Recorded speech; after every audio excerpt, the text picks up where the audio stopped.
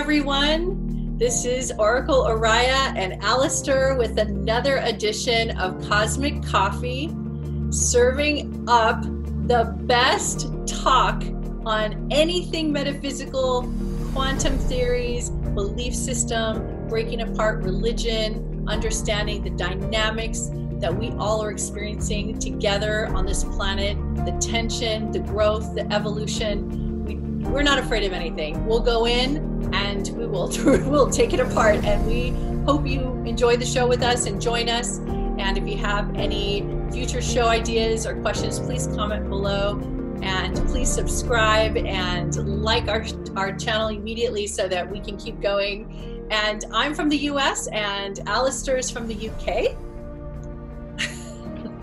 And today's topic I'm very excited about. So today we are going to continue the through line of all of our shows, which is breaking apart the idea and the construct of contrasting and opposing forces, duality. So thinking that things are good and bad, dark and light, good versus evil.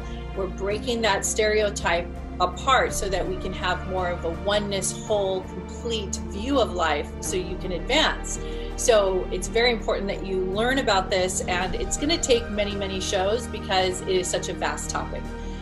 But the word of the day today is flexibility, and we're going to break apart flexibility. And I'm very excited. The guides gave that to me today as I was about to begin. They said, you should talk about flexibility. And I said, wow, that is an awesome topic. And you've been talking about flexibility, Alice. I am very, very flexible in my discussion. Good. We're going to need a lot of flexibility today, people. So get ready, get comfortable, get flexible. So, you know, when you talk about flexibility, the first thing you think about is, where are you not flexible? Because as soon as you say the word flexible, you immediately are looking at yourself from, am I flexible? You just automatically start looking at your life. And most people already know they're not flexible. It's not like a new thing. It's not news to find out that they're not flexible. They don't know why it's important to be flexible. And being malleable, right, Alastair, like you were mentioning earlier, being malleable and being flexible is the most important part of your evolutionary process. And without that, there is no way that you're going to be able to grow, because you'll be rigid and stuck. And then it's going to affect your everyday life and your relationships. So tell me, Alastair, what you have been talking about regarding malleability. You said you had been talking about that earlier. Yeah, so the idea of like flexibility, malleability, and formlessness is the end game there for me. If we look at what's been happening this year, because we have eyes, it's easy to see. It's easy to see that flexibility is really the order of the day, because everything else, everything is shaking, everything is, you know, it's like an earthquake is happening. And if you build a building too brittle, it will come down. So the idea of malleability, being able to kind of bend like the tree in the breeze, you know, solid, nice, sturdy tree will still have a bit of motion to it when the wind blows. If we can adopt that, then that is a really good strategy for thriving. Now, I don't like to use the word coping, because it's like a passive action. It kind of denotes being overwhelmed, but like a thriving strategy rather than a coping strategy. The idea of malleability is something that sits at the heart of that, really, for me. Go ahead. No, please. People who think of flexibility think they're giving up their position or their stand in what they believe, and they're concerned about that because they would be like, well, I don't believe in child trafficking, so why should I be flexible? People, when you say be flexible, they immediately go to their position in their beliefs. So they immediately go to, I can't be flexible. I don't like what's happening in the world. I don't believe in sex trafficking. I don't believe in violence over here. I don't believe in that. I'm going to hold my position. I'm going to hold my stance. I'm not going to be flexible no matter what. Yeah, that's okay, because it's really is in kind of the lineage of 2020 as well, isn't it? So first of all, Australia's on fire. Oh, no, you know, this happens every year. It's like kind of pretty bad. You know, Amazon's on fire. All of these are fires. Then the next thing, the virus. Oh, it's not. Oh, it's just the flu. You know, and then all of this other stuff in the news coming out in the process of now.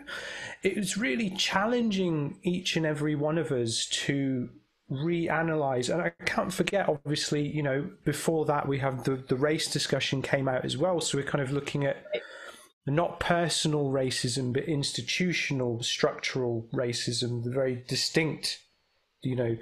So people saying, yeah, but I don't feel that way, but yeah, the system's weighted that way. And it's like, but that doesn't compute.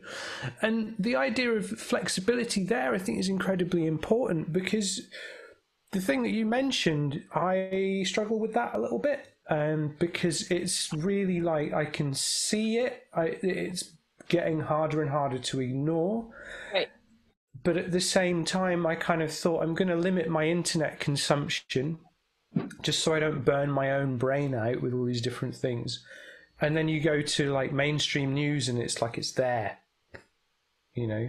You know, when I think of flexibility, I think of being flexible to the idea that there's more to the picture. Yes. That's what really stands out to me. I agree with you on that one, because essentially, well, I mean, you know, let's bear no bones about it. The show is called Cosmic Coffee. It's metaphysical discussion. We are out of the closet space wizards, basically, you know, of a fashion. So that takes a lot of flexibility to even just buy into that concept. Right. So that's going to be pretty challenging. Like, what do these guys know? And it's like, well, we know a bit, but we're open to the fact that we know a lot less than we think we know, because then that keeps us open, keeps us flexible, keeps the ideas coming, keeps that connection going. Because if you were rigid, would you have a communication with the guides? Right. You know, in the way that you do? I don't think that, because it's an evolving, it's a relationship, it's an evolving process.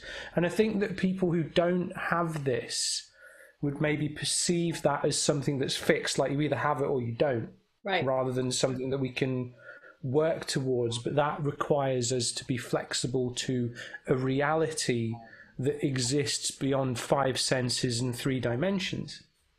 So flexibility is a way of being. Yeah.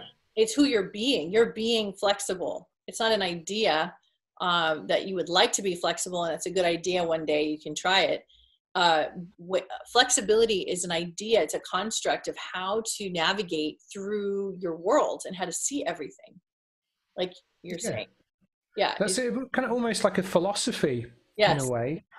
I mean, what's that Zen idea of, you know, be like you can either be the cup or the water that fills the cup, you know, that kind of form. I love the idea of formlessness. I really get behind teachings that encourage an idea over the form of an idea, or over the idea over the avatar, because an idea doesn't have a shape, doesn't have a meaning. That because we could be given the same idea, say shoes that never get wet, and then 10 of us could all come up with a different way to establish a form with that idea, because we could be flexible in our approach. There might be some commonality, but then the creativity that comes in due to the flexible thinking, and you'll probably have 2 people that would be like, no, that's not possible, we can't do that, no, move on. And it just seems to be the nature of it when we have the discussion on flexibility. People, you know, think about it when you start in a new job, and you have the folks who are saying, well, we've always done this way, or this is the way we do things here, but you can see through it. You can see that there's a better way. You can see that there's a more economical way. We're talking a lot about societal issues, and what we're essentially proposing is, through flexibility, we can co-create a more positive future, but we have to see it, to believe it, to manifest it, and to realize it through conscious actions, compassion, and these things that have slowly been kind of drummed out of the common consciousness over the past 30 to 40 years, as it became very about individualism, very much about this box ticking approach to what it means to be successful, or what it means to have an affluent life, or the goals that we have to strive for in our careers and in our personal lives. These constructs don't really allow for flexibility. And with 2020, these constructs are the things that are the first things to go, because they're so brittle and inflexible. It's true. It's true. And that's why it's falling apart. And on a micro level, in your personal individual life, if you're flexible, then you can receive more love and you can receive more information. And it's a good way to get you out of a hole if you have kind of locked yourself into your own basement and you're stuck in your own hole and you can't get out. Sometimes just going into flexibility of just being flexible in an idea, flexible in a perspective, just a simple flexibility on your part can actually help you slip right out of those chains. And you'll just start to see that there's more. So like, think of things that transmute. So you have snakes, you have wind, you have leaves, you have water. Think of things that are very fluid, and you see it's very easy for it to move and it creates motion. So when you are flexible, you create energy, and flexibility brings in more energy. So I feel like I'm kind of coaching at the same time I'm talking to you, Alastair. So no, it's good. Just go with it, man. That's cool. Yeah, so I just feel like flexibility, I don't know how many people really talk about flexibility. Flexibility is kind of one of the cornerstones. It's one of the main things to understand before you even consider moving out of your comfort zone. You have to be flexible. Well, it's also how many people talk about flexibility as an abstract as well. People can think that you say flexible, they might think rubber, or yes. metal, heat.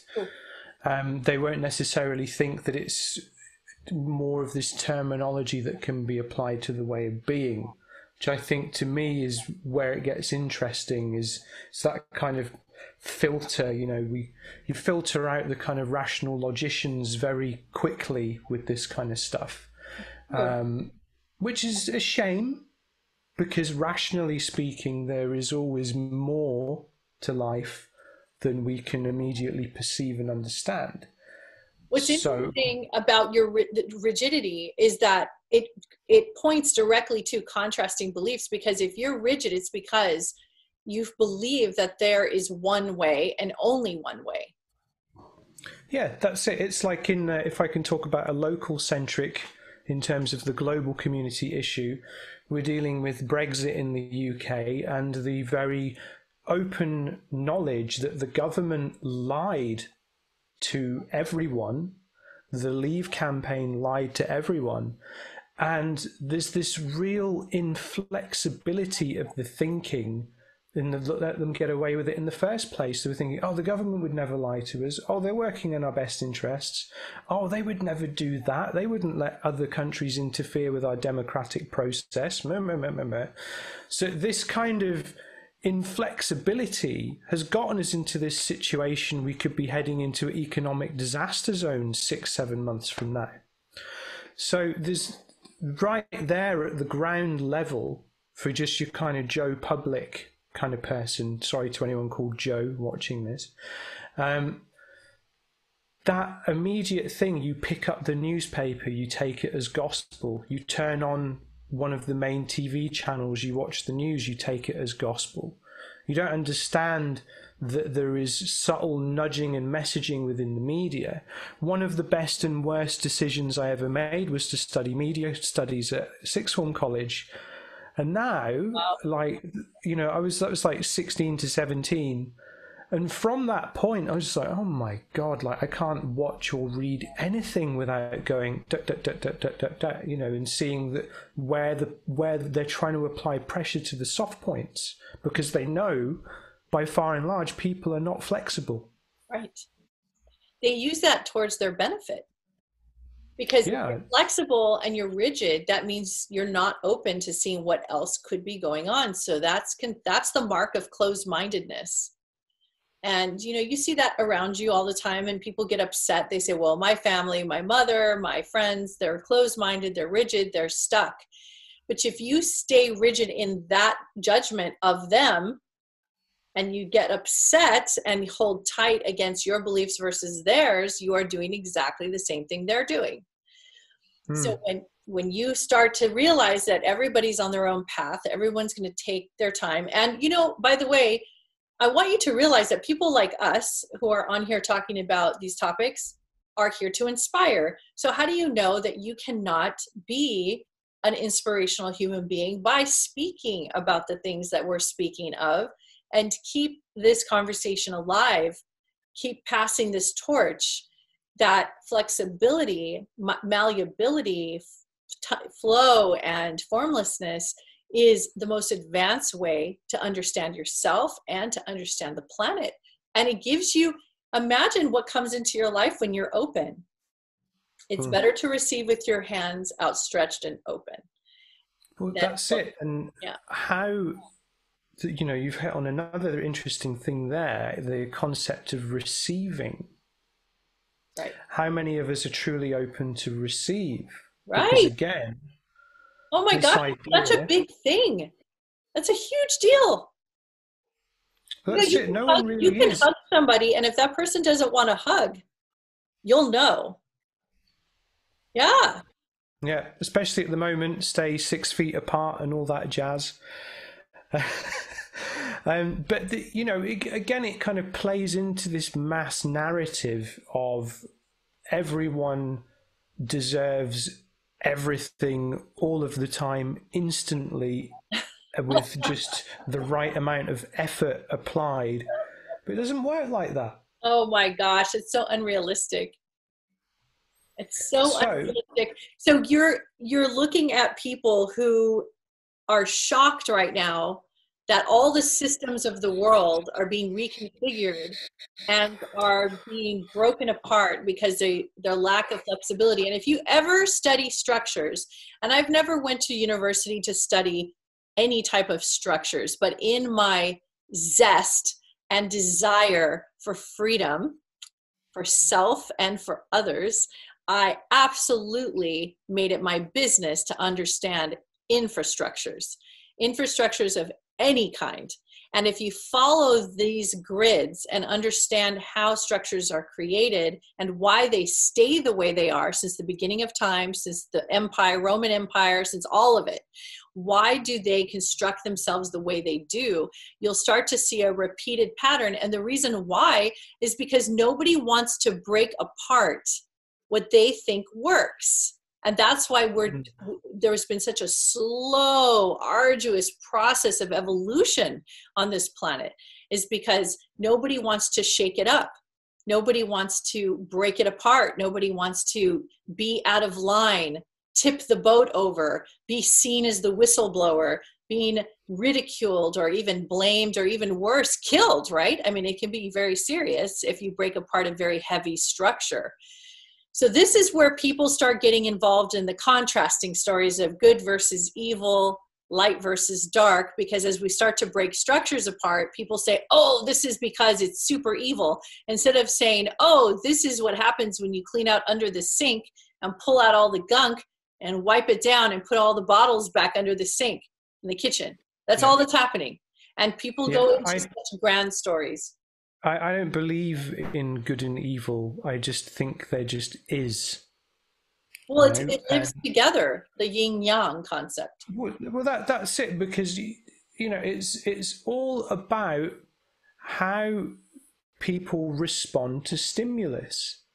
Everyone's going to respond differently, and the way of being for thousands of years has been about survival of the fittest. There's the whole kind of Darwinian construct based on that, you know, natural selection. People take that to heart, but we're not animals. That's the key difference. Right. So if you're kind of living this like, top of the food chain, all this kind of stuff, the more opportunities you have to further your position up the food chain, doesn't matter what happens underneath, because you're not conscious of that. You're going to take them, you know, if you're in that way of thinking and that way of doing things. No, I'm not saying that if we were handed those opportunities, we would respond the same way, because we are us, and as are lots of other people, and some people just aren't even interested in that at all, which is fine. But the issue is this way of thinking over such a long period of time, the idea that in many different major religions that the world is there to serve us. It isn't. It's the ego system thinking like that, not the ecosystem. So if we're thinking in terms of an ecosystem where we're part of the circle rather than on top of the circle, we're not going to respond in that way. So beautifully said. It's so true. We're actually contributors. We're contributors. We're contributing. So what's your contribution? What are you leaving behind? What's your mark? What's your legacy? What's your story? Are you just taking up space? Are you just breathing the air just to exist and get the hell off of this planet when it's over? Or are you here to give your 2 cents? But what kind of 2 cents do you want to give? Do you want to give 2 cents that helps move the conversation, the global conversation forward, or the 2 cents that holds it back? Well, so I'm here to leave a case of $100 bills. Like it or not, that's what I'm doing. Because I care about the planet, I care about the people, I care about everything and everyone. Even like I care that there is ill in the world, and I want to see balance. I'm not saying let's go out as an angry mob, saying let's think differently, let's build something new. Let's not focus on the destruction, let's focus on the creation. But you would have to be flexible to do that. Exactly. We're back to the point. That's right. Which is the design of the thinking. That's because right. Flexibility is the key. If you think you're going to go and have your job for like 40, 50 years, move up through the company, have a nice little retirement party, that ain't going to happen. If you think you're going to go to uni to get a better job, well, that ain't going to happen. I graduated in 2008 with a degree in electric guitar. So can you imagine coming out into that financial market? I had to be pretty damn flexible, I'll tell you that. Wow. So, Wow. you know, we've been seeing this for years. I had to just let that hit me for a second.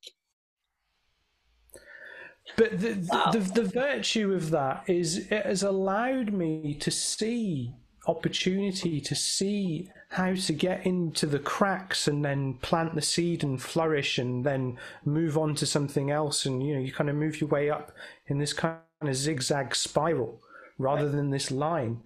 I've got people that I know from music college who are all freaking out because they play in wedding bands that are out like maybe 4 or 5 months of the year and like, oh, we've got no gigs, what are we going to do? And I'm like, maybe you shouldn't have spent all your money on gear so you didn't have to pay any tax and save some for a situation like this when we're in a pandemic. Or maybe you could teach. But you would have to be flexible to do that. Exactly. Exactly. But this is the problem, because I too had that ego once upon a time. Oh, if it's not guitar, I'm not interested. It took me about 1.5 years to get out of that mindset after college. Yeah, see, being flexible doesn't mean that you're giving up your soul. It doesn't mean you're giving up something. It just means you're being malleable and moving over here to the next thing. Well, that's it. And like you said about the yin and yang as well, a lot of people, again, you know, am I just going to start flexing on the light work community again like I did last time for a minute? Why not? Why not? I'm my own vibe here, you know, let's just float on through. A lot of people are so inflexible to the idea of not being in the light the whole time. They won't acknowledge their own darkness. I mean, look at me. I've got the lighting set up, so I'm kind of like I noticed that. I thought that was so ironic. You're literally the living embodiment of the yin yang right now. By the way, this is a good time to interject something that I'm going to surprise you with and you didn't expect. But I would like us to share our spiritual names. Do we have to? No, but now everybody's going to want to know. So I'm going to say mine, and then everyone's going to put pressure on you. People will put pressure on you to sing Oh yours my God. later. Okay, so fine. you go first? Fine. No, you can start. Okay, I'll let Lady so first. everybody, and I've known for a long time, my husband was channeling and he gave me this name. It was so funny when he told me what my name was, and I burst into laughter and tears because I recognized it immediately, knew exactly why that's my name, and I knew it was my name, and everybody I've told knew it too. So my name is Cassie. My higher self name is Cassie, Cassie, short for Cassiopeia. What does it mean? Well, that's a star system, and she is the queen of vanity.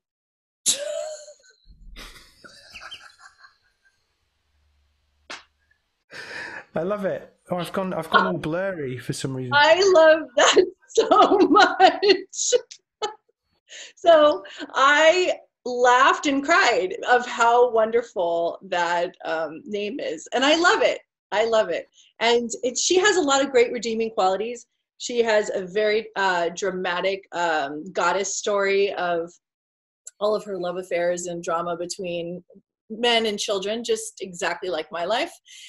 So it was perfect. But you also had your name channeled, and you had a very visceral reaction as well, and remembrance, and so did I, because I've known you before this lifetime, and I remember. And when the name was said, we both were like it was a big deal. Yes, and I suppose it is only fair that we discuss this, as it was you and Riz who provided me with this information. Thank you very much to both. So my name, beyond all of this, is Jean Kwame, as in like Jean-Luc Picard, and then Kwame, it's a beautiful name. And it's so funny because John, this name means glory of God, and Kwame means born on a Saturday, which I was born on a Saturday by 2 minutes, which to me is hilarious. Being born by C-section, they would have been in the midst of the procedure, so that could have happened either side of the midnight, you know. But here I was, 2 minutes past midnight into the Saturday, born then. And yeah, I mean, I'm still kind of digesting it because it was last Thursday you told me. I think it was that the name was, my feeling was that the name was perfect because of what it symbolizes and what my life has been about. The family I was born into is a very deeply spiritual family. The mixture of the East meets the West. The name itself is a European name and an African name. And I think that's fantastic because that's what I'm all about. You know, I don't really have any kind... My strongest feeling is that the human race is one voice with many accents. And just because we are one doesn't mean we lose anything by surrendering to this idea, because everyone still has their regional accent. And in an abstract way, because your regional accent is your culture, your heritage, your belief system, your values, where you grew up, the family you're from, the color of your skin, your sexual identity, all of these things, that's your accent, but part of the one global voice. And everything that I've ever done has been with that kind of idea of let's just have more unity in the world. But in the binary discussion is as if kind of bringing the global community together is a bad thing, because that's done in a way of a McDonald's on every street corner, which is not one voice, many accents. It's one pair of golden arches everywhere. I don't believe in that at all. I believe in the opposite. So kind of very like hyper local communities, but all connected up by the internet, and everyone's friends. You know, we work together for the common good. If you think about a future where conglomerates and huge corporations will be pushed out of the way as individual commerce, individual expression starts to take center point. I think to look who will survive into the future, look to the B corporations. So the B corporations, that's such a hard certification to get to become a B corporation, to know that you're giving back to the world as much as, or more than you are kind of taking from it to run your company. I think we'll see forms of alliances between different creators. We'll see the kind of different types of conglomerates where, again, like my vision of because I've seen it, which is why I've not freaked out during 2020, is that it's like one big round table and everyone's got a seat at that table. So you could have a group of artisans that have banded together across the planet that are producing different things. So you can go onto like a website and be like, I want a table and chairs made by hand, and then it will ping you to somewhere that's nearest to you. So there's not as much transit cost, you know. If we think about 3D printing as well, people can produce stuff, people can produce intellectual property that can then be constructed. I mean, I guess this is kind of a thing for the other show, Quantum Mysteries, but everything's organized light, so why can't we organize it into things? And even homes can be built with a printer. I mean, that exactly. is so effective and so less of a footprint. So in our commerce right now, our economic structures, people are freaking out about what's going to happen when, like in our case, the Federal Reserve is just going to be wiped out. And in your case, you have, you know, what's going on with, I don't know how to properly talk about it, but what's happening with you, with your economic situation in the UK. So imagine people are saying, oh my gosh, so if that happens, we're going to be screwed. Like, what are we going to do? And you know what people are failing to see is that we are resourceful human beings and we have an attitude to thrive. We're not here to give up. What we do is become more creative. There's so many ways that we can go into new avenues of expression, new avenues of commerce, new ways. It doesn't just have to be Bitcoin. What about if we eventually start going back to energy exchange or going into how, you know, we all really want to live where there is no dollar, there's no pound, there's no money that you have to deal with. You know, that would be so great. You know, what do you think about that? I think a lot of things about that. I feel like you've just let the dog off the leash here. Great, because, you know, I'm half Glaswegian, and growing up, we spent every school holiday in Glasgow, so I had this real, like, you know, I was plugged into the culture, and you saw the damage that Conservative Party, I'm not saying conservative thinking, I'm saying the Conservative Party in Britain did to Scotland by gouging out all this stuff. But interestingly, when the city lost its industry, it gained its colour. So the artistic side of it flourished a lot, but there was a lot of mourning and stuff naturally. So in terms of what you're saying, I think we have to look at a couple of angles. So I'll kind of talk from my own angle first, and please tell me to shut up if I go on too long. We were talking about survival of the fittest. Well, this is it. This is it, but it isn't going to be who's the biggest, the baddest, the most brash that can, you know, have the big energy in the room that's there and everyone bows to it. It's not. It's who's the most flexible, who's the most creative, who's the most formless, that can adapt through.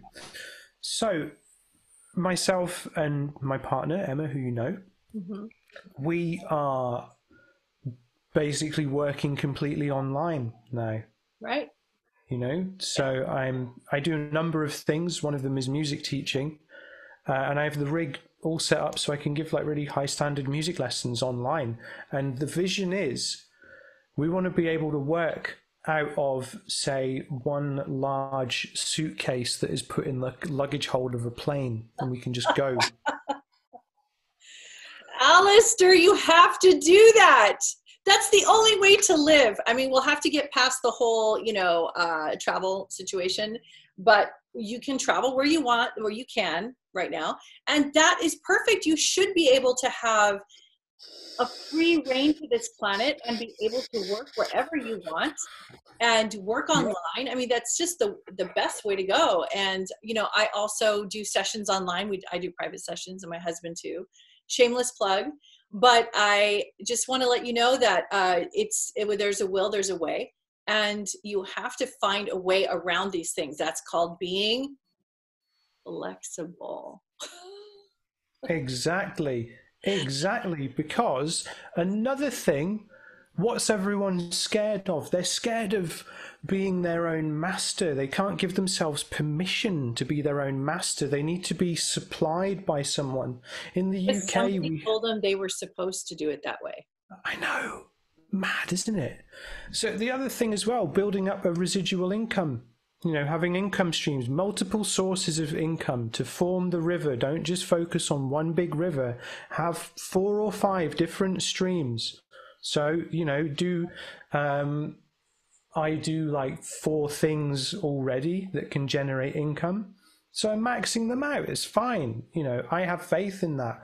But then I'm also building up things that people can buy and use that I don't physically have to be there to do.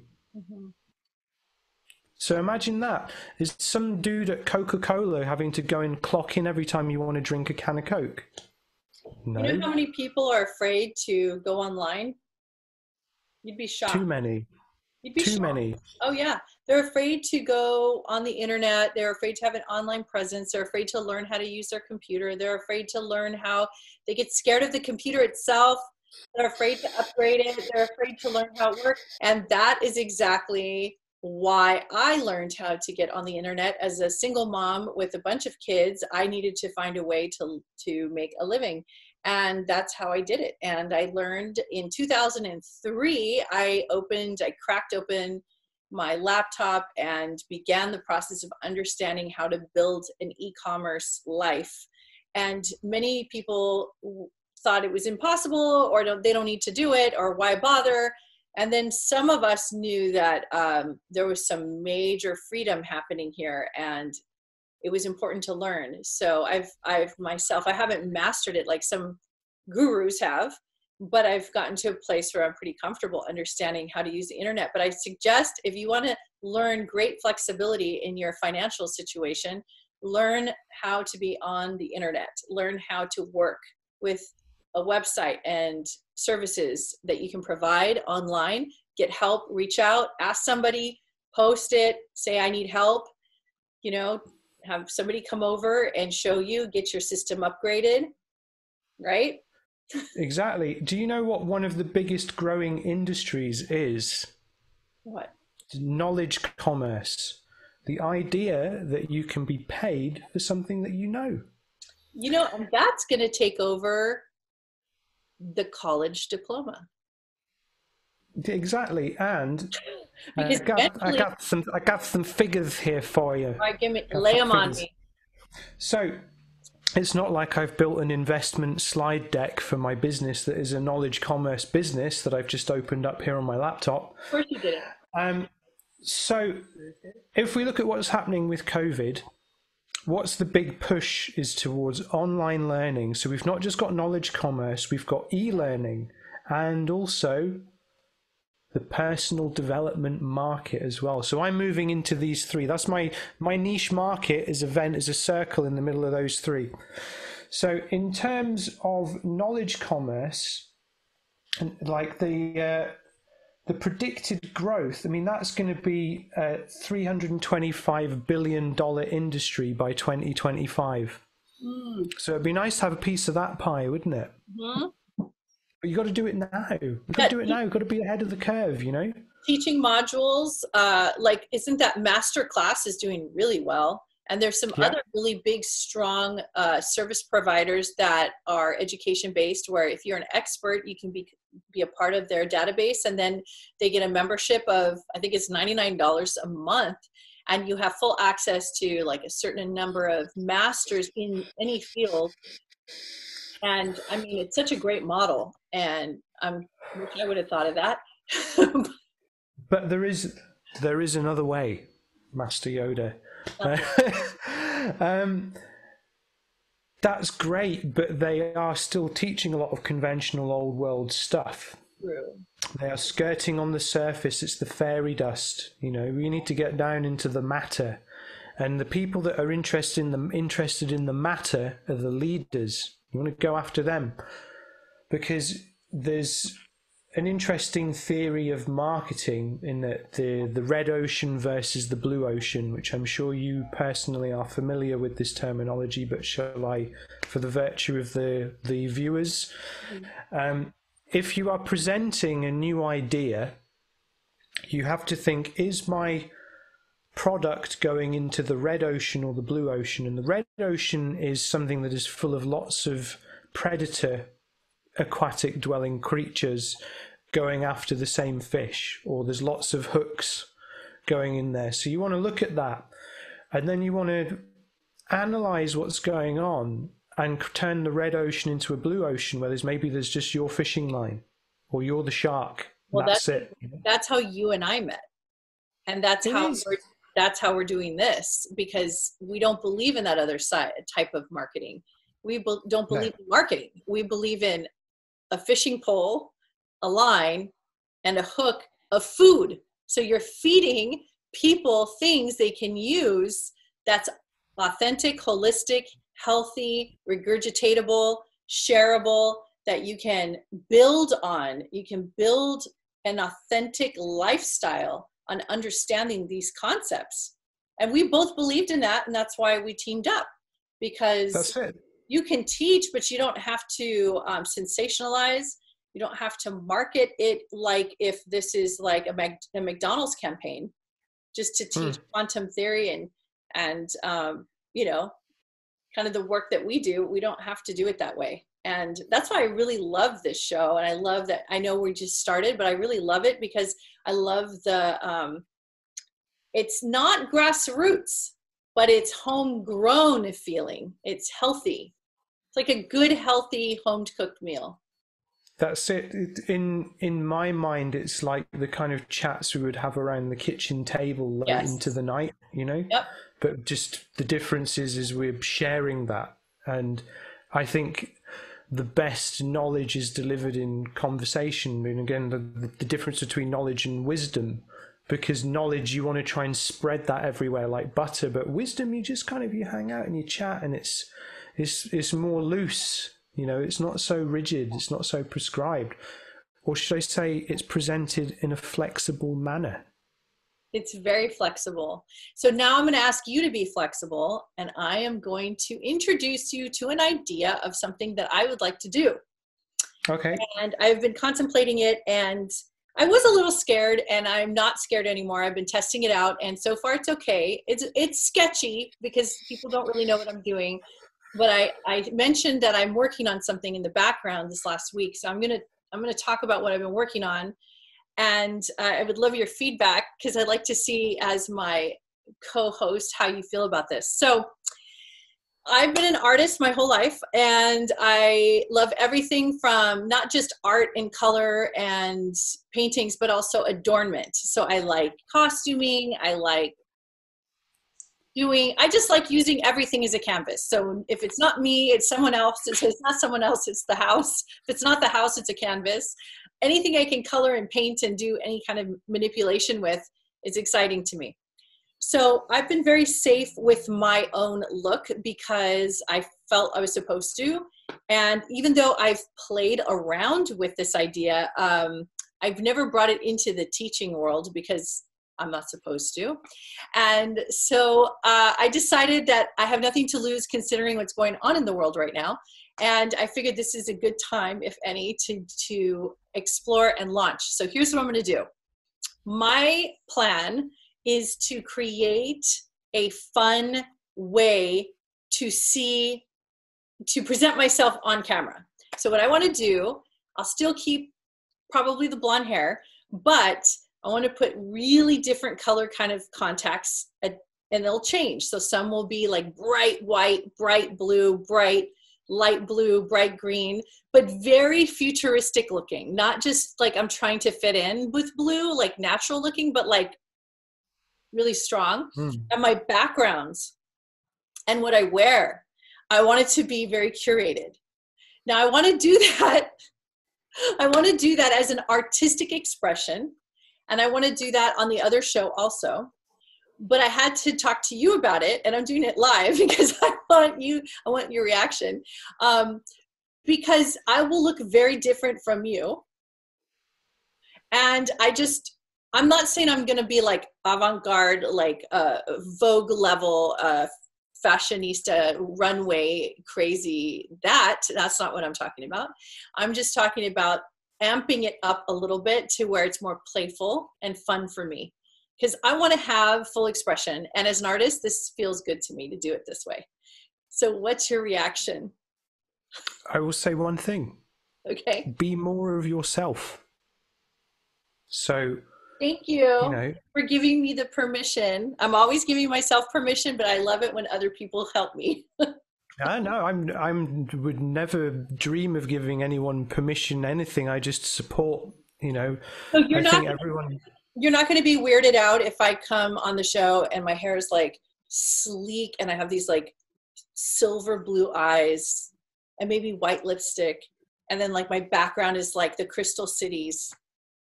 No, that's cool. I might just put my Miami Vice style jacket on and kind of have that. I need to get a green screen, really, don't I? I have a green screen for you. I own 2 of them at home. I could just ship it to you. Send me your address.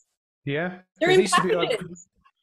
I've got quite a big area. The camera picks up quite a lot. It will cover where because you're zoomed in, so it will cover that area. Is it one that's like I'll mail it today if you send it to me. Do I need to get a frame or something? No, it attaches to the back of your chair. It's portable. Okay, so send me the dimensions because I want to get one anyway, like a. But I have these extra ones I'm not using, so I'm just going to send them. Okay. Why not? Yeah. Why not? I just have it. Yeah. So. Yeah, you put me on the Enterprise or something. Yeah, that's right. Yeah. Okay, good. It's so exciting. I can't wait. And I've been thinking about it for a while, but I'm not allowed to do things because I have to conform. But then I remember to be flexible. So then I said, maybe I am allowed. And this is where they start to feel the levitation of the UFO as it starts to lift in the show. They're like, where are we going with this? Isn't everything art anyway? Yes, it is. It's just how much of it do you want to experience? I mean, I'm always very much like, I try to preach to a broad church, I think is for me, which is why I kind of, when I'm doing this sort of thing, I dress quite muted. But then I would go out and DJ under the name Tantric Jesus from Extreme Fetish Club. So, yeah, there is that as well. There is that kind of where the balance. But hey, I'm flexible. I'm an artist. I'm flexible. I'll do what I want. Exactly. You have to be flexible. And then all of the viewers out there who are used to us looking like this, you guys have to be flexible. Yeah. So that means if you want to judge and say that we lost our minds, you can, but just know that you're not going to get to experience the fun with us if you take yourself out of the game.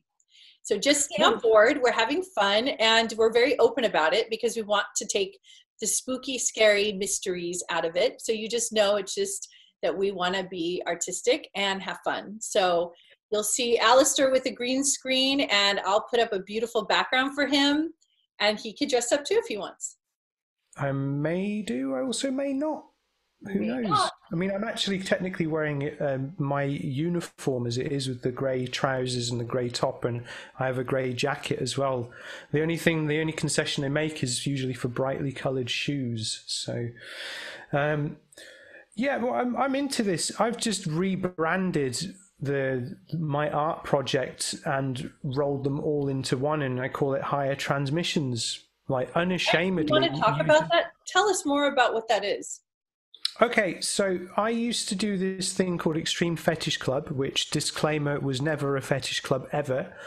The first name was Barry Bungalow's Extreme Fetish Club, because I thought when you see it, you're going to go, what is this? This sounds horrendous but interesting. And the whole idea behind it was raising consciousness through artistic practice, observation, and participation.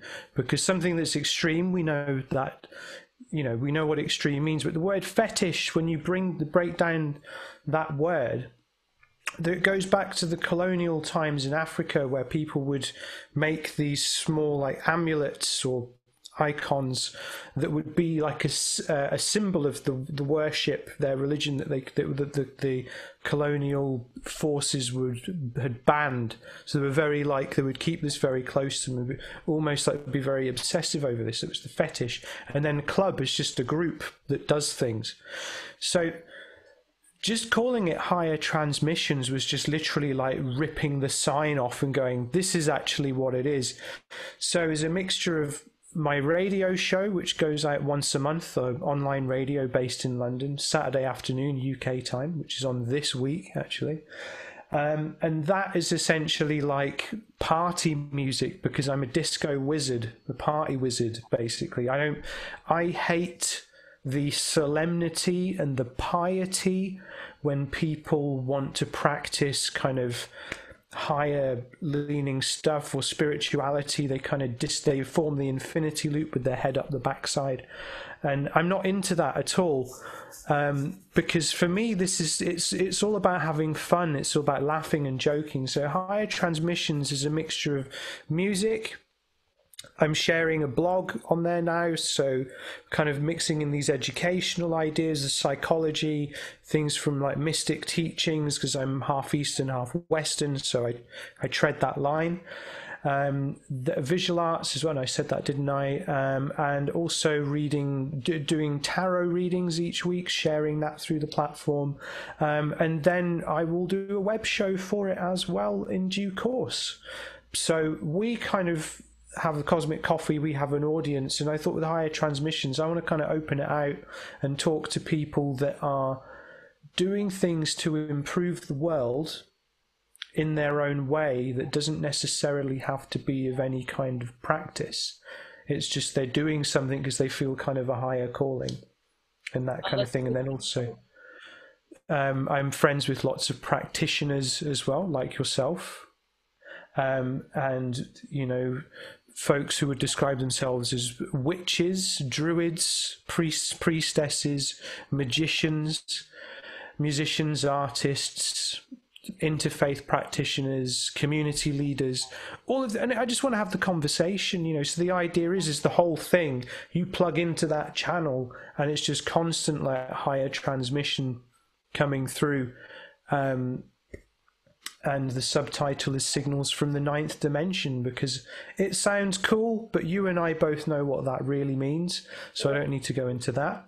Right. So yeah, that's it. I'm just stepping into those shoes that have been sat there in front of me the whole time, but I've been oh, not me, not little old me. No, I don't deserve this, or this is bizarre. Oh, I'm gonna just fly under the radar. Right. This is me ripping the mask off, going, deal with it, I'm here. Yep.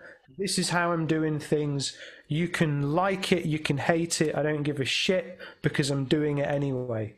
So, and that's exactly how my United Starseed Connections Facebook group started, with the same attitude. That's it.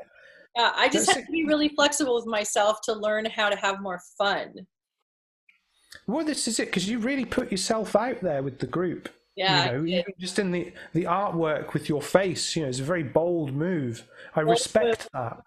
Yeah, and what was really great about that image is that I immediately knew what I had to do, which is, here's the image, here's me laying in bed with no makeup, hanging out, not caring, and all of a sudden I went, oh wait, I think I now have to live into this new paradigm. And it has been a wild, fun ride. It forced me into taking care of myself better. It forced me into being accountable to myself. I had to start owning everything I already know and love about magic and the universe and the cosmic world around us, and metaphysics and quantum mechanics and everything I already know about. But it brought it to this really concentrated colors of just frequencies and fun. And then the part that I didn't know was going to happen was connecting to everybody around the world that has been phenomenal. I just can't even get over how beautiful that is. And the one thing that I have had major breakthroughs, and I want to share this because it's a vulnerable spot for me, and I think it's a good time to bring it up to stay flexible. Let's do it. So being that I had a marketing background way back when I was in the film business, I had I was marketing my films, and I learned a lot about how to properly market yourself. So it was about numbers, and it still is about numbers, right? So everybody wants the numbers, like the likes and the subscribes and the this and the that. So, and then you get big contracts and money, and you get paid and advertising and YouTube and all of that, right?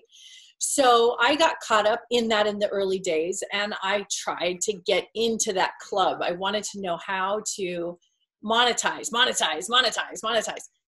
I literally burned myself completely out. My soul was depleted. I was completely dead. I mean, it's a soul sucking experience. So I felt like I was a shallow version of who I really was when I was at the end of this. And it wasn't even worth it anymore. I said, what am I doing? It's not who I really am. Who I really am is somebody who just likes to share and have fun, have a good time. And I can give a shit about the numbers. The reason I say that is because here goes. And the Starseed community, from what I found out, because I'm new to the game, is these groups have like hundreds of thousands of people, and they have been in existence for years, up to like 7 years at a time or whatever. And, you know, I've just opened my doors in May. So immediately I started to see certain, like if I go visit other Pleiadian groups and stuff, I see that there's like 300, 500, 700 comments and all that. And immediately I get like, oh no, am I supposed to have that? And then I get scared and nervous. And then I realize, oh my God, seriously, please. And then I put the fishing pole back in the water and just continue enjoying my day. And I realized that it's not about that. It's about enjoying myself. And that's what the whole point is. The whole point is, how much fun am I actually having? And if I'm not having fun, why bother? And so, and that's another connection that you and I have in this area. And that's why we have this show. We really truly believe in having a good time and really enjoying ourselves. And we're doing it as intelligently as possible with as much awareness as possible. So you will notice in my group, and I've had people comment, why do you not have so many, well, we have like 20,000 comments already by now, but like, well, why don't you have more? And why is there only like 13 or 15 or 20 likes on your post? I've had people ask me that, like, how come there's not a lot? And I say, because I'm doing something very niche. I'm doing something very different. What I'm doing is I'm having fun and being very creative and playful with my healing abilities and my artistic self. And I'm bringing it together so people can really be activated and have fun and enjoy themselves, and not feel like they have to handle big life issues, big world problems, that we can kind of step back, go off planet, have a good time. Some people get it right away and they love it and they want to be there forever, but it's not the popular thing.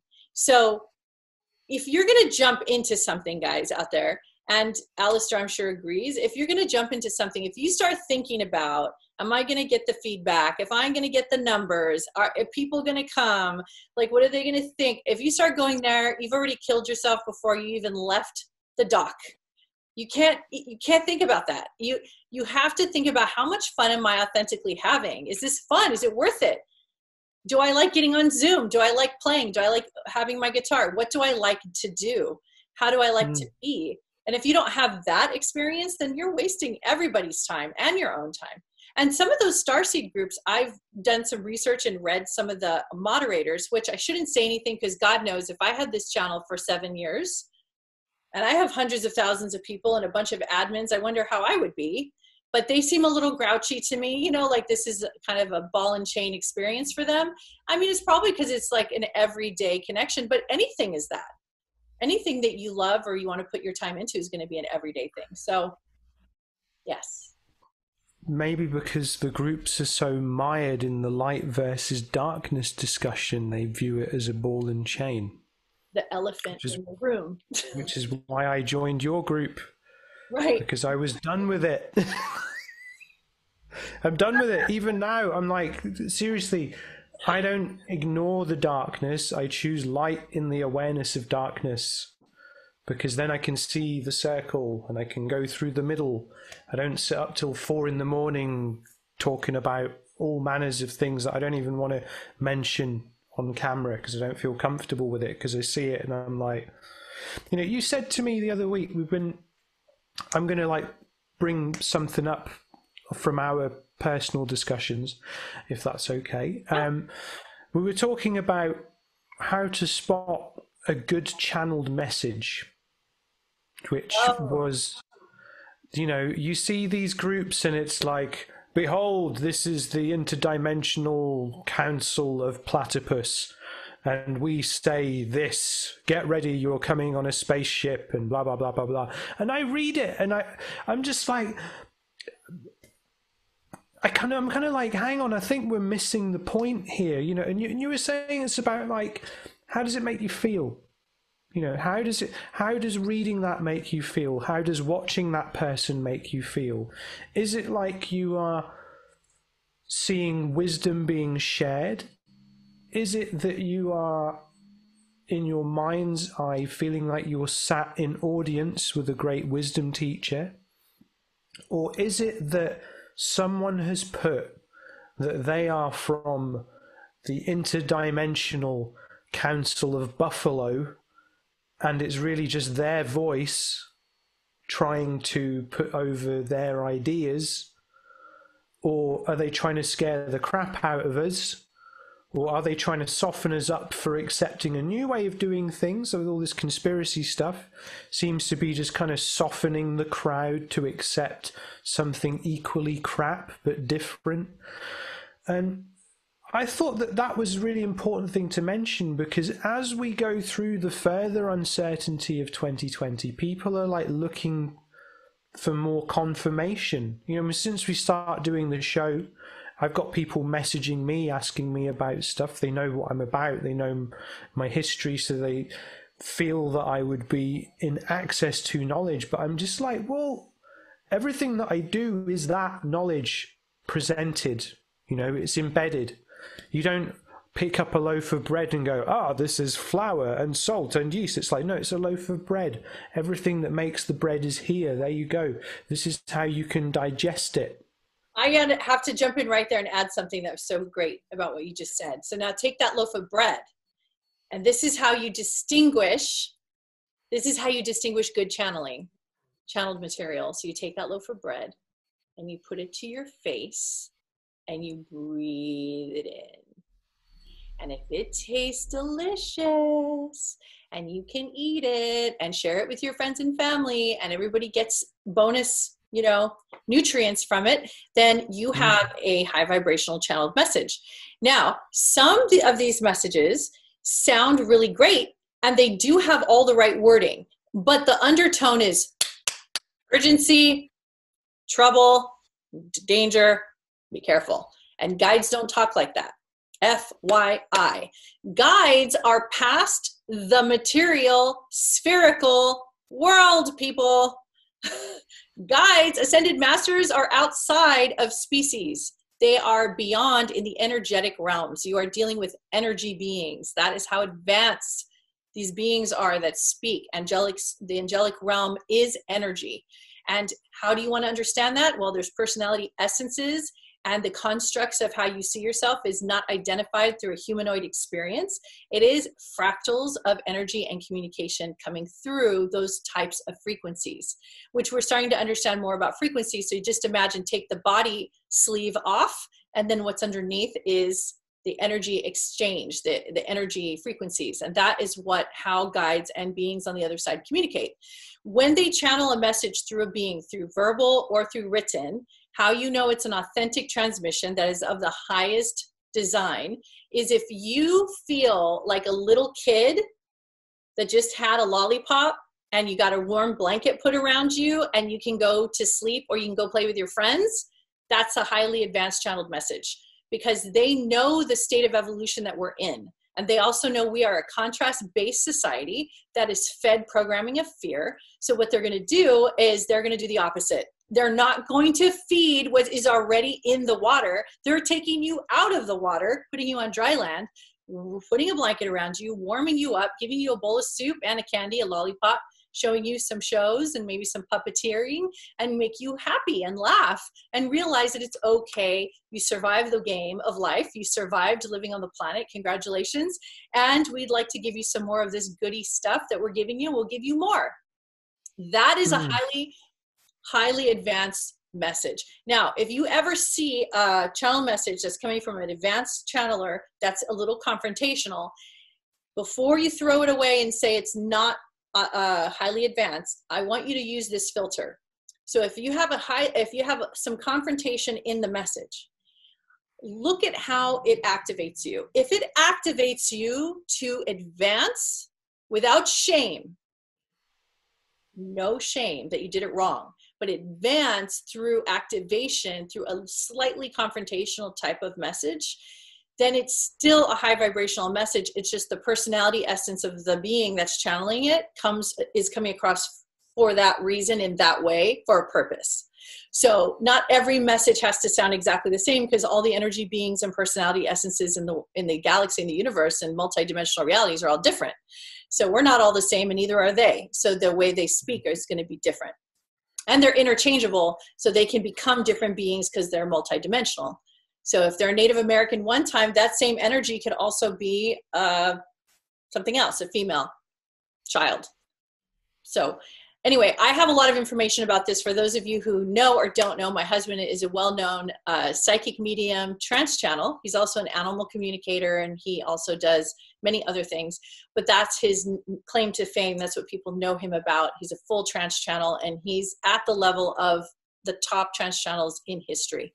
So it's really been a pleasure for me to be riding saddle next to him and understanding all of this, because I feel this big and trying to gather all this information. But the more fun I have, the more I'm starting to get it. So that's why the show's here, because I tried to deliver the goods, how I find it, how I see it, how it's coming through me. I try to relay as much as I can, as fast as I can, because these shows are not by accident. The topics are not just random. We feel the energy of the conversations that are happening, not just on the group page, but also in the world and where people are at and what they need to hear. So we bring that forward to help move that consciousness along, the evolution along. But I'm really glad you brought that up, Alastair. That's okay. I'm really glad. I thought there was... I will resend you that one I sent you the other day, because I don't think I had a chance to check it out yet, but it was quite a... Ooh. And I just think it's really... Yeah. I just think it's really important to discuss this, because the kind of people probably watching the show, the kind of people be interested in these kind of messages. Andy, I know you can channel, and guess what? I can too. But it's like someone just, it would come out through the guitar, but it's now kind of starting to come out differently with discussion and ideas, and well, you know this anyway. So I've really been trying to sharpen my axe of intuition to spot the good stuff and spot the people. And there's a couple of channelers that people keep sharing, and I read it and I'm just like, no. What I do with those channelers, when I read that, what I do is I just keep moving on and I don't pay no mind. But there's some people that I have, like you probably feel the same way. There's people that we admire and we love or we support, and sometimes their messages are not exactly spot on, because they're just, they're learning how to be a good channel. So they have good intent, they're innocent, they are trying their best to be a good messenger, and sometimes their message feels a little bit wonky, or it's a little bit old-fashioned. It's like a little old school in the belief systems, but their intention is very, very pure, and it's coming from love, and they really mean well. So with people like that, I just support them with their growth experience, because God knows the early days when I was first channeling information, oh, Lord have mercy, what kind of things that I must have said, and I know I have. So it's just about clearing that channel, and that takes practice and takes time. So I have a lot of compassion for channelers, and I have a wide scope and plenty of room for failure and mistakes, because it's a very hard process. Now, let me talk to you about people who bring ego into it, okay? This is the fun part. Yeah, let's keep going, man. I'm You're all gonna into like this. Sometimes you'll come across channeled messages or material that seems that it has, like when he was talking about, when you say that this is being channeled for the Galactic Federation and things like that. Okay, let me just explain this the best of my knowledge. I'm not an authority on the topic. I don't think anybody on the planet can be an authority on the topic. Let's just be clear about that. But I will just give my 2 cents, is that there's nothing wrong with saying I'm from the Galactic Federation, or that I am in the Galactic Federation, or of any council. There's nothing wrong with that. And the reason why is because that the human game is a construct of many different ideals and many different ideas of what life is. So if you believe in Pleiadians, that's your ideal. If you don't believe in Pleiadians, but you live in the world of Hindu and Indian culture and gods and goddesses from that perspective, then that's what you believe. So everybody has their different ideas of what is real. And some people only believe in Star Trek. And that's fine. And some people only believe in Star Wars, and some people only believe in South Park, and some people only believe in those, what are those esports games, right? So it just really is the dimension or the planetary realm that you want to play in. Now, a lot of people have the same beliefs in religion. A lot of people also have the same beliefs in species, which includes the Galactic Federation, councils, Lemurian Council, Pleiadian councils, etc. Now, before we get very heady and make this a very label-prone dialogue conversation I'm having with you, what I would prefer you do is listen to me from energetic communication, because that's what we're really doing. So imagine you take all the labels off. So you take the labels off of the Galactic Federation, the councils, Lemurian, and all of that. You take the labels and the material ideas of what that looks like, take it away, just eliminate it.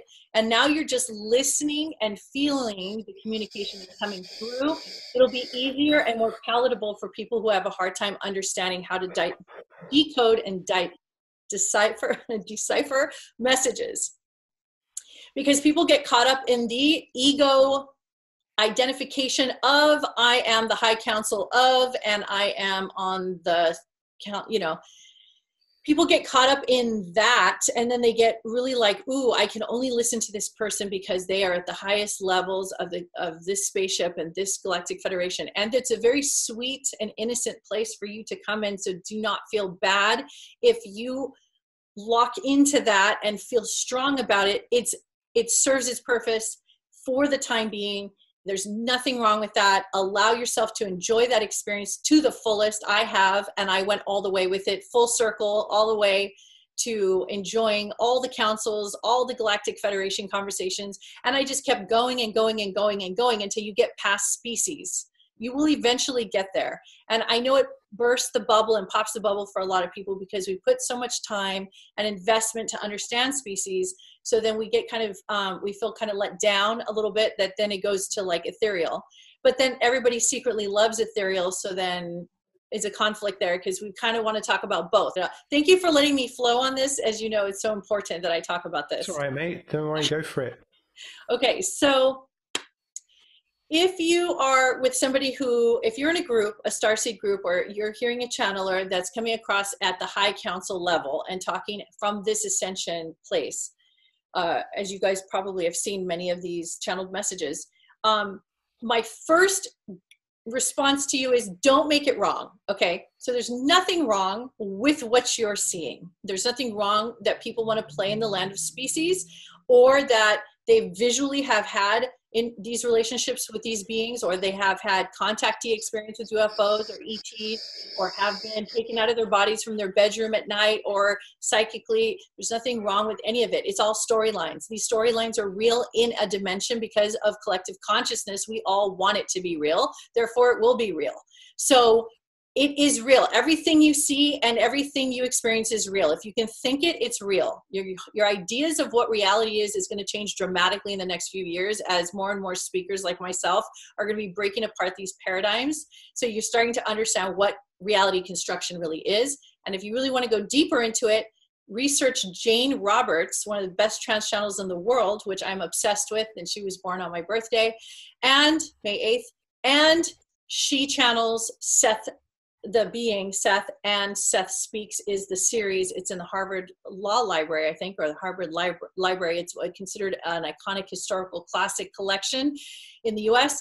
And if you research and read very dense books channeled by Seth, he talks about reality construction down to the quantum level. So this is directly channeled material, and you will understand how realities are constructed. And when you start to understand that, it's very similar to dream sequences and how dreams are constructed.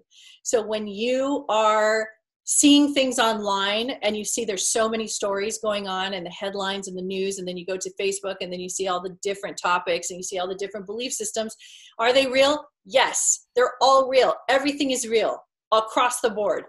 What you're distinguishing is it for me? That's the big question.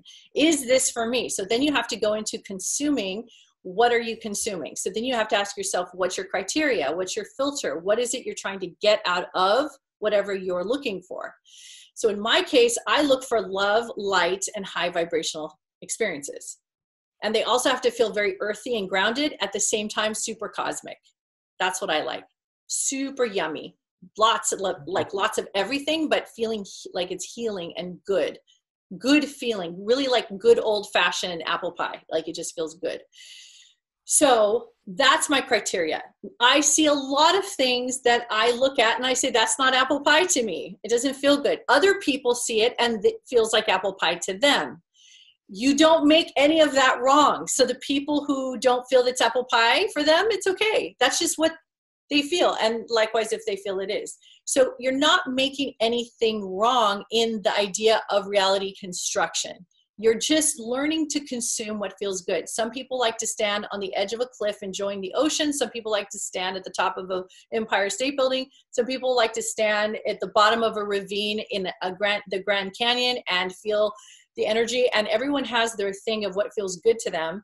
And some people like the idea of having these channeled messages from the Galactic Federation councils and all of this, and it feels good. The only reason why it gets old, it just becomes redundant, and you're going to see that it doesn't evolve.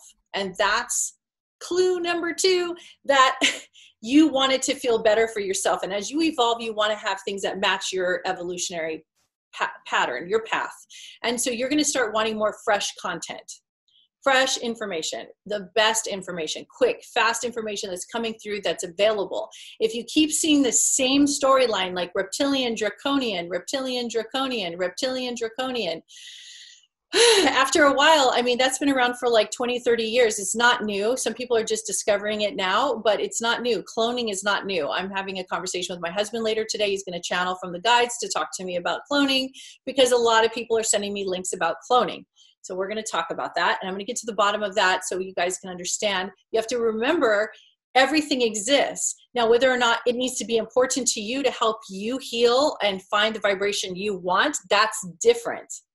If you want a different vibration than learning about cloning, you will seek out that different vibration. That is another clue. You are going to sniff out with your sonar device. You will sniff out what feels authentic. It feels like you. It feels right. There is a time when maybe cloning is exciting to you and you get really into it. And you like, you know, there's outside forces that are running our planet, and the presidents and leaders are all clones. So now I have to be scared, and I don't know who's a clone. Okay, well, after a few years, you'll get tired of it. Some don't. But some do. Some say, okay, I'm bored of that story. I'm going to go to the next one. So it's like switching channels. You just keep switching the shows that you want to watch. You get tired of watching Star Trek, you'll go watch X-Files. You get tired of X-Files, you go watch something else. So you get tired of contrasting stories. You get tired of Galactic Federation channeled messages. You get tired of only tarot or only astrology or only channeled material. You get tired of hearing the same things over and over. Do you understand? I know you agree with that, because you're in the middle of that conversation, understanding what doesn't feel old to you. That's it. And like for me, what a lot of these conversations I just have no interest in. and just some of the things that you mentioned there, I'm just kind of like, like whatever, if that's the case. If it isn't the case, it doesn't really make any difference to me, because I know what I'm supposed to do while I'm here, so I'm not going to let it distract me from my course. And I just don't want anybody to get hurt. You don't need to be hurt when you hear these stories. Okay, here's what I don't want, and I'm going to be clear about this. Don't feel you got duped or misled, because that's not the intention of the creator of the content. The creator of the content is literally believing in everything they're saying. So in their heart and soul, it is authentic. So they're saying what they truly believe. The reason I brought it up is one of the ones I saw recently was incredibly fear-based, incredibly, prepare for this. This is coming. This is going to happen in the autumn. You need to make sure you've got 3 months worth of food. And I'm just reading this going, this is crap. This is because it made me feel like, it's like my friend sending me a picture of their butt. I don't want to see that. And I think it's a very important conversation to have, because the things that we're talking about, the places that we're coming from, it's all just coming through us. Technically, this is a channeled show, but hey, you wouldn't know it if we didn't say it. But I am, so it doesn't matter. I think it's the resonance. It's the way certain songs, when you hear certain songs, it hits you a certain frequency, and you stop, and you're like, whoa, what was that? I have to hear that again. That's how I know when you're getting very high vibrational type of very strong, clear messages, is when you get that feeling of resonance, where you start to feel that vibration and you're like, whoa, what's happening right now? It feels like real time. That's why we go to concerts, because we love that real time experience, that freedom. And so when you have language and communication that comes across in real time, that's what it sounds like. So some of you, I've had messages, people have sent me messages that they say that they're listening to us with their coffee and they're crying. And just by me saying that, maybe some of you will start crying, but they're crying, and it's not because of what we're saying. It's because they're feeling the authenticity, and they're feeling where it's coming from, and it feels good to them. And we're also not doom and gloom. We're not coming from end of the world, semantics. So, well, this is it. This is why it's so important. It's so important right now, because we're gonna, we know that things are evolving and developing, and we've just come out of if we think of the Star Wars trilogy, we're headed into the Empire Strikes Back right now. And, we'll hit the end of Return of the Jedi sometime around next summer. So that's cool.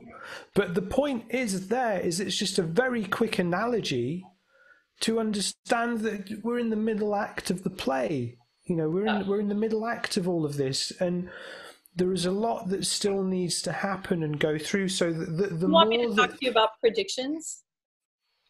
We can, if you like. Because that's where you were headed, and you didn't even know it. Well, yeah. I'm just basically saying to people to chill. But if you want to give some predictions, then let's roll. Oh, I'm actually going to do the opposite. I'm going to tell you how to understand predictions. Okay, even better. Yes. Okay. So predictions are very interesting. I have given predictions. I've been right about all my predictions. So I'm one who could say I could predict. You will never hear me. I keep hitting this microphone. You will never hear me talk or really give predictions, and neither does my husband. And that is because we understand how reality is constructed with collective consciousness. So it's called ebb and flow. So when you are creating your dynamic infrastructure of reality, you're creating it together as a collective, and it moves and flows. It just changes and moves. It's like watching a bunch of fish, a pool of fish moving, a school of fish moving, and that's how this collective consciousness works on the planet. So predictions are based on, there's two ways you can get it. One way is that you're getting divine communication, like ascended master communication downloads. That's one form. The second form is you know how to read the grid. So you know how to read patterns, trends, and flow of energy. And you can go into the infrastructure, which, that's one way of reading patterns.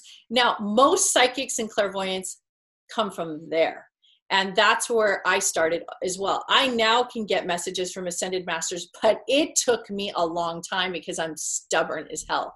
So they couldn't get through my thick skull, but now I finally loosened up enough and they can.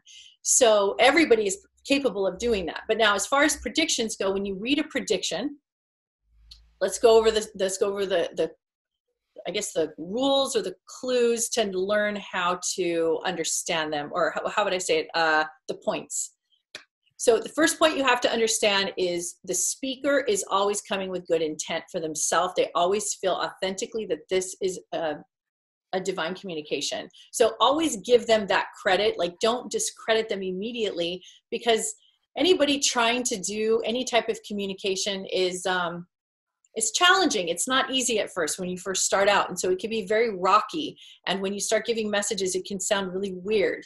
And you can say really definitive statements that don't come true.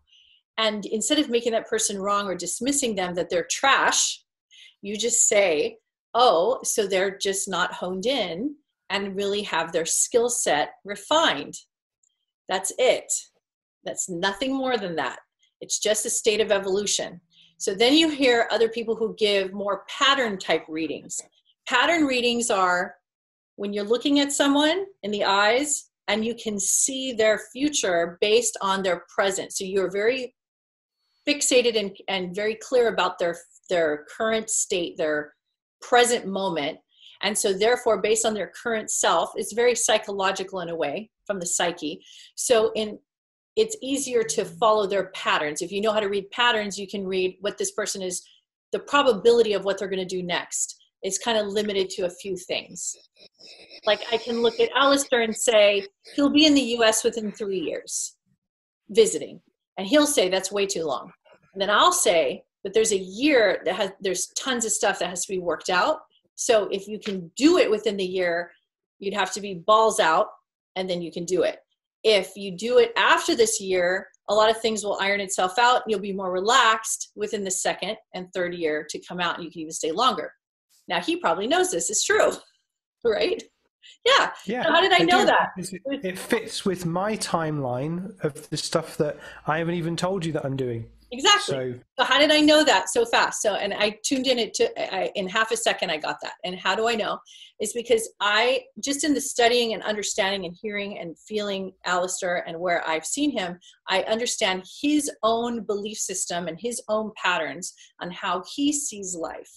And I see how he constructs. There's other people that could be in his shoes that don't give a shit and will get on a plane in 3 months and they don't care what's happening around them, and everything can just fall apart and they'll just come anyway.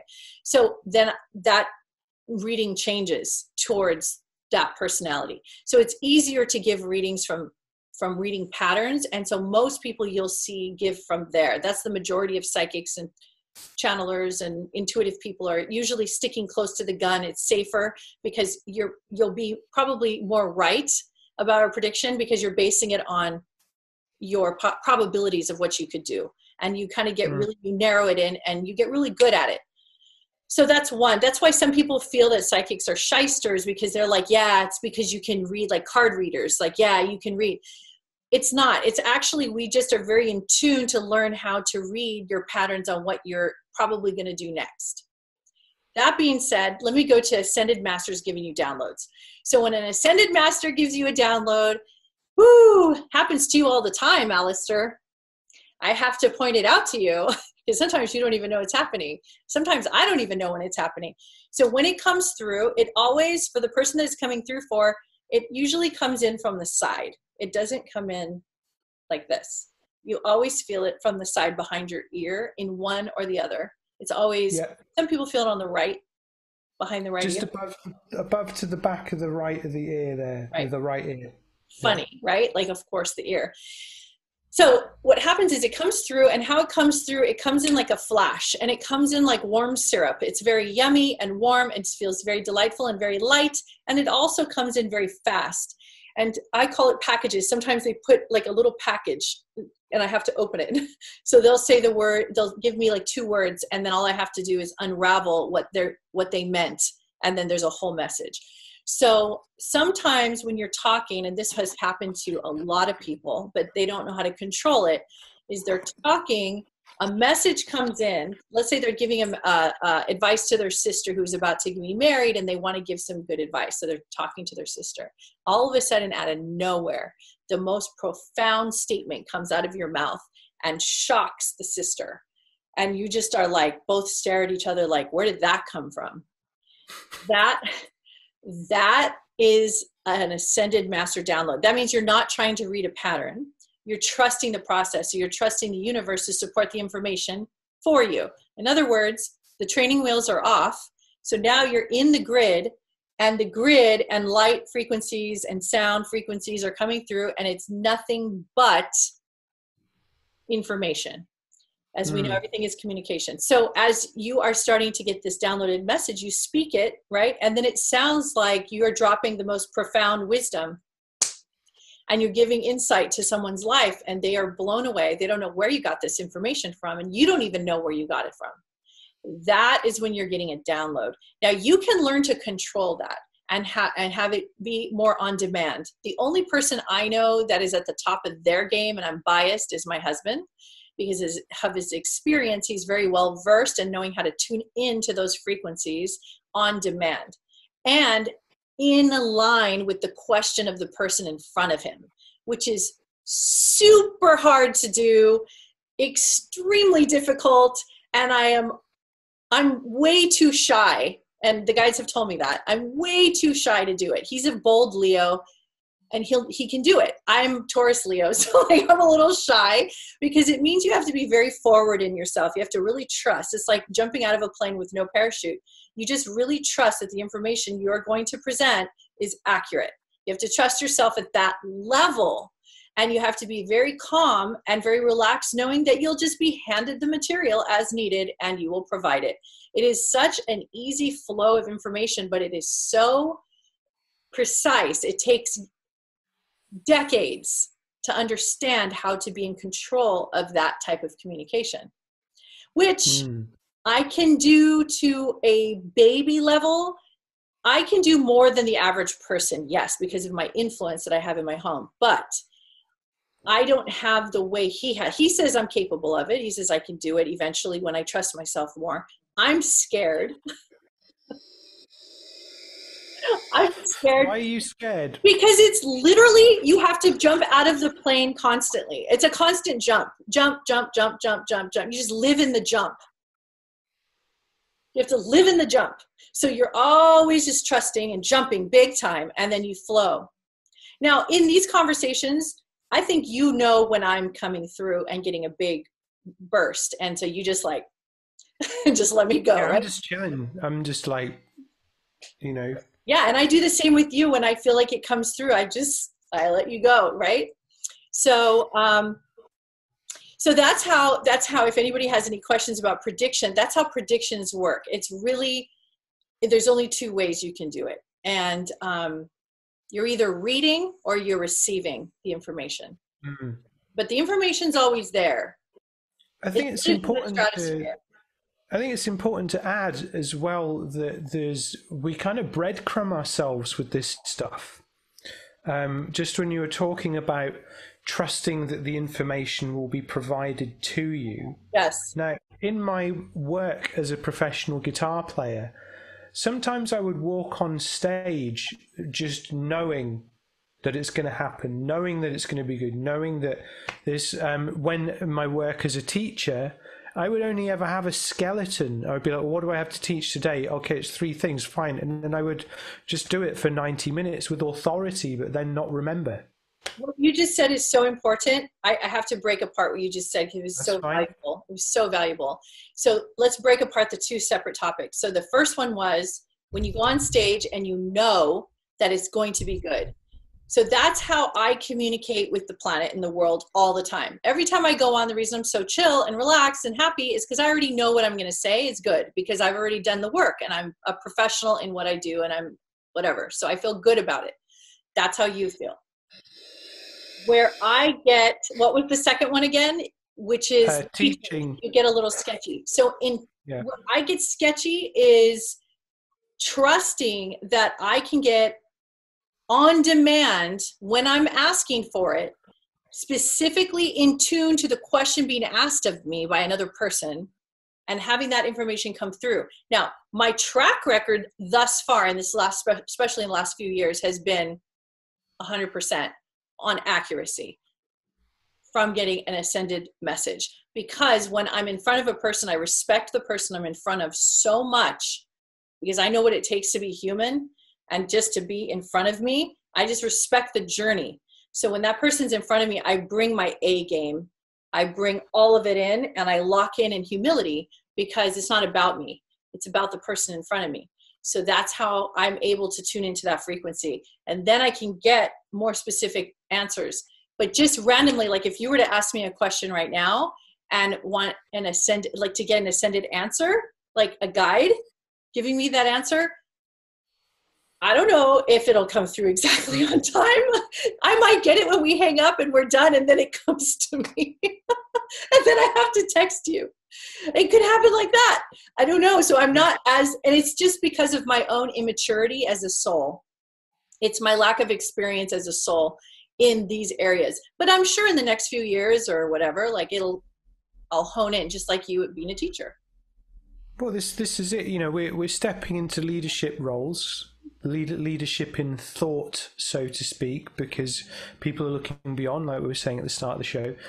But that, in terms of my relationship with the beyond, and bear in mind, it's like this kind of idea, people think enlightenment is the end. It's not, it's the beginning. So I'm kind of like, I've got to a point where I'm like, cool, I'm like in a place, and now I'm like, actually, no, I've actually just gone over one hill, and now I need to go over the rest of them. I always find that I will, it's like when I came to the Circle of Light to sit with Risen Red Eagle, I didn't have any questions, because I just thought, I'm going to come, and I know that whatever I am given is what I'm supposed to know right now. And I think it's, to me, it's really important when people are going to seek messages and ideas that they do keep an open mind as well, in terms of, you know, you might not necessarily know what the right information. Yeah, of course we're going to have specific questions, but coming in with some broad strokes before they sit down with the channeler, the practitioner, the teacher, whatever you want to describe it, having an understanding that whatever they receive is what they're supposed to receive. And I think that's really, really important to just add to the conversation. I'm glad you did. And it is really important, because it's another caveat we didn't discuss yet, which is what happens when you're trance channeling. So what happens when you're trance channeling is the human being kind of goes into a sleep. They kind of fall asleep a little bit. It's like a little, like you're kind of zoning out, almost like a deep meditative state. And you kind of step back. Your energy field steps back. Your identification of self kind of goes in the background. It's not about you anymore. And so you allow your body to be taken over. So it's a very conscious effort. Some people are born, like Riz was born with this ability. Some people have learned it, like myself. I could have been born with it, but I didn't know how to do that until I started doing plant medicine journeys. And then, of course, I was able to learn how to do it. And now I could do it without the plant medicine journeys. And I don't do it that frequency that often, because it takes a lot out of you energetically. It's a very, you have to be like an NFL player. Like you have to be a hardcore person to handle that kind of frequency coming in for hours. And my husband channels up to like 3 hours, 4 hours at a time in one sitting. So these guides, how they talk is when they come through, they comes through very light. It's not a heavy experience. You don't feel heavy. You feel like this like feather, and they come through and it almost feels like it's you talking, but it's not. And then you start getting very sleepy, like it's not about you. And it's like a full trust situation. So the guide starts speaking, and as the guide gives information, the guide is looking at you, but you have to remember, he sees your past, present, and future. He has your Akashic records. He knows exactly who your guides are. He knows exactly how many lifetimes you've lived. He knows what you're thinking about for breakfast. He knows what you're doing. The only time he doesn't know is if he's not supposed to know, because they're working on something with you. Like your personal guides are working on something that you are trying to figure out. And so they don't allow that information unless you have to discover it together, because the goal is not to give away the secrets of the game so that you can just hack your way to the end zone and win the game.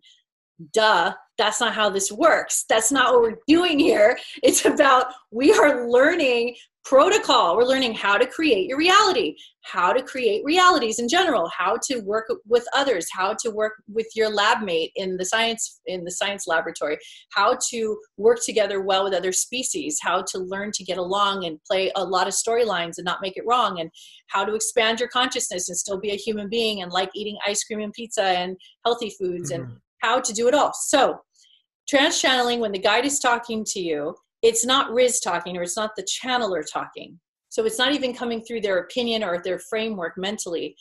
They're using the voice box. They're using some of the mannerisms. So Riz is very familiar with the British accent, different British accents, and then also he's familiar with certain Italian accents and certain English accents, or American accents. So then that repertoire, that's his like filing system. So those are the language arts that he's familiar with. His tongue is attuned. He can't do Mandarin.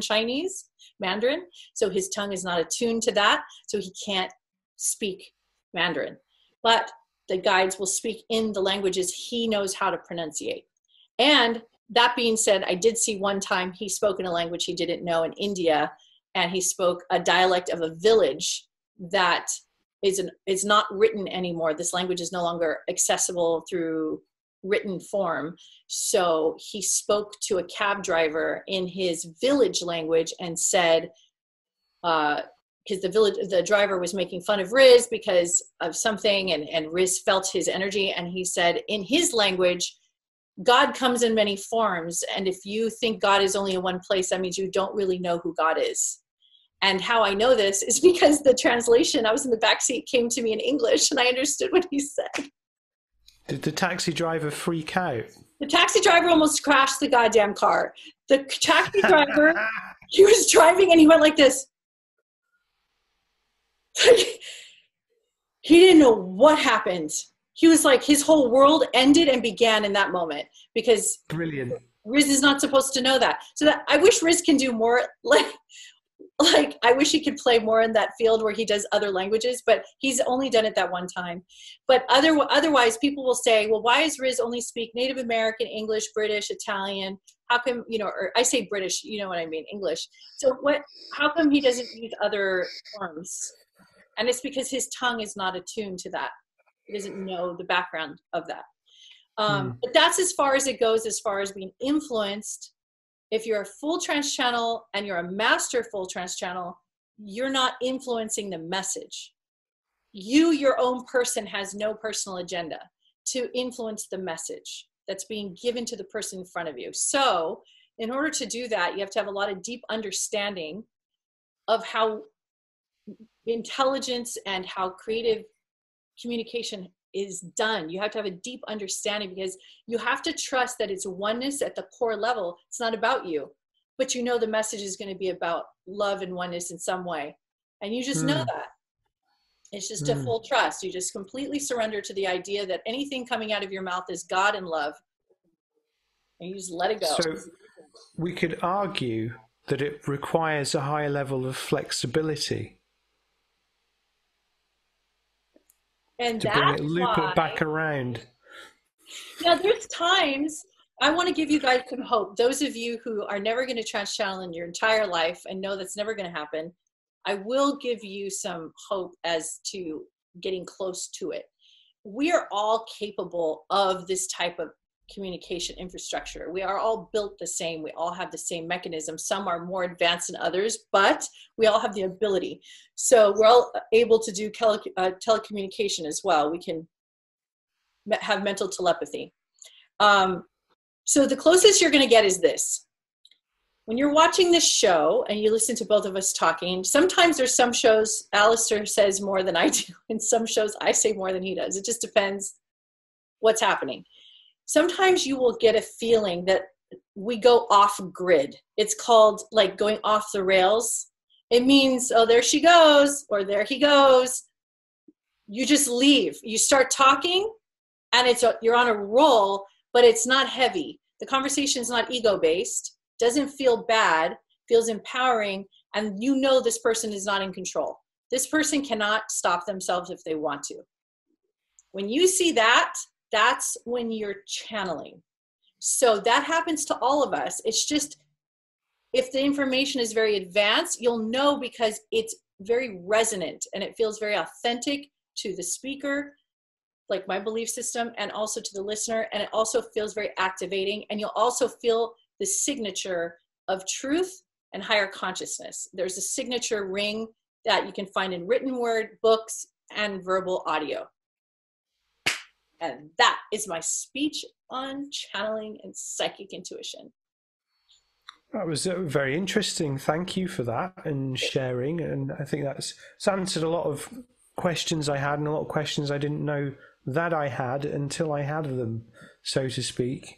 And I think people will find that very interesting because, again, you know, the more uncertainty, the more we turn to different ways to explain the unexplainable, or we try and make sense of things. So it's really good to sharpen your axe and know how to spot the good stuff, you know. But like you say, you know, everything is coming from a place of love. Right. If you're foraging in the forest and you're looking for berries and then you find a juicy one, yum, but doesn't make the other berries bad. It just makes the berries are not there yet, or they are doing something else, but it's not what you're looking for. So that keeps everything more even keel. Everybody gets to play. Everyone's in the sandbox. No one's wrong. And the only reason I think it's important we do talk about this is because I do see a lot of channeled material passed around. What's funny is I never see my channeled material passed around because I'm just too normal. I talk like everyone else. And so I do it on purpose because I want everybody to understand me, but because I'm not using these grand terms of federations and all this, so I don't get passed around. But that's okay because that's not why I'm here. I'm here because I want people who really want to put their paintbrush in the paint and really paint. I'm here to teach you how to do that. And that's more important to me. So, but you like how I dropped that in there? Yeah, do. It's similar to how I work. I wrap it up. I make the loaf of bread and I don't show you the ingredients. You know. Because, you know, everyone can eat a loaf of bread. You know, makes sense. So. Yeah, so I do see this channeled material passed around. I do see people get concerned or they get excited and they really believe it. I say if you don't believe in it and you don't like where it's coming from, I'll tell you the best thing you could do is send that person love and send that channeler love because they need it. They need fortification. They need strength, love, maturity. They just need to be organized and they need a strong support system around them to get better messages. That's it. If you see channelers competing with each other in a very like ugly way, I mean, just imagine you're in a kindergarten class and the kindergarten teachers are in competition to who to teach the kids. That's really like who's got the best channeling, who's the most spiritually developed. I mean, it's a good question. I mean, some people think that about wisdom teachers, you know, like there's the elders and you ask, well, where's the most advanced information coming from? Who's the most advanced shaman? You know what I find very interesting about that is over the course of 10 years, you're going to buy yourself a number of shoes. And each time you buy a pair of shoes, it'll be for a different purpose and for a different reason you buy it. And at the time, the shoes will work and feel great. And then there's times you don't want it anymore. It doesn't fit or you like it, but you're not going to wear it anymore. That's how you see this type of channeling information.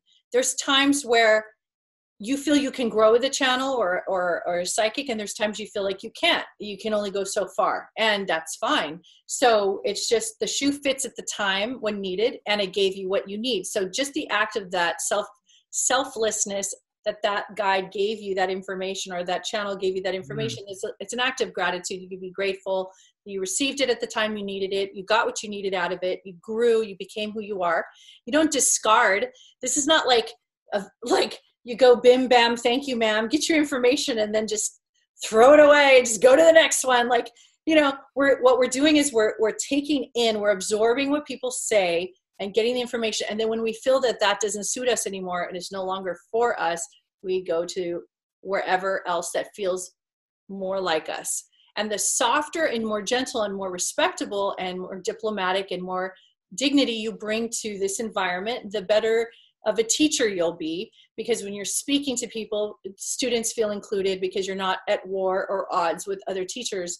And I've always favored those teachers in my school experience. Teachers that were inclusive and included other teachers were my favorite teachers, because we all innately know we come from a place where we all believe that we should be helping each other. But that being said, if there was a teacher who made fun of other teachers, you kind of just love that teacher for their vulnerability and their insecurities, and then you just know it's okay. I mean, I guess it depends on the nature of the fun, you know, if they're just kind of roasting people because it's funny. I love roasting people. That's different to me. My favorite thing to do in the world is roast. I mean, to be fair, I roast everything. I am in a perpetual state of roast. Just, I mean, you know it. You see me. You see the stuff I post. You see the comments I make. Let's change the show title to Cosmic Roast.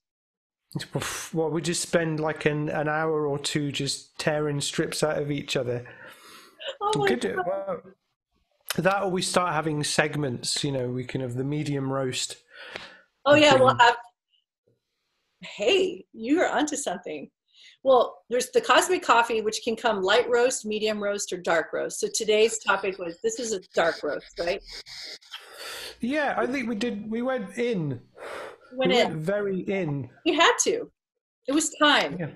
Situation dictates. Let's take the little net curtain off, and you can see the picture clearly.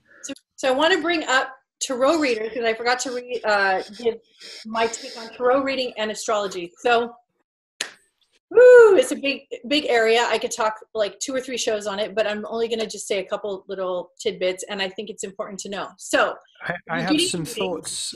I have some thoughts on tarot as well when you're done. So okay. I'll add. Yeah, because you throw cards, so you should definitely. I am. It's one of my things. Maybe you'll throw a card for us. I've got 3 out in front of me. I've had them the whole time. Then I'll be quiet for the rest of the show, and then you do the cards, and then we'll say goodbye. But what I want to specify is this. When you get a message from a reader, a tarot reader or astrologer, and they're saying anything with the words scary, dark, or danger,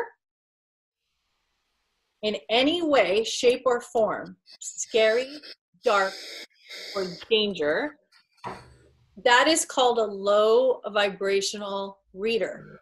Doesn't mean a bad reader. It just means they're operating at a very low frequency on the planet. So like they're hovering very close to the ground, very low. The higher you go up into the atmosphere, you'll notice that the reader, even if they see doom and gloom in your life, even if they see a divorce or a death, they're going to say it to you in the most transformational, positive, healthy, spiritual way so that you grow. Otherwise, what's the point? It's not entertainment. This is for your growth. So just know there's people who get really freaked out. I meet them all the time. They say to me, I had a tarot reading 5 years ago. Somebody told me this, and it's been plaguing me like a monkey on my back ever since. I think I got cursed, or maybe, who knows, right? And it's just because you got spooked and you believed that that was the final say.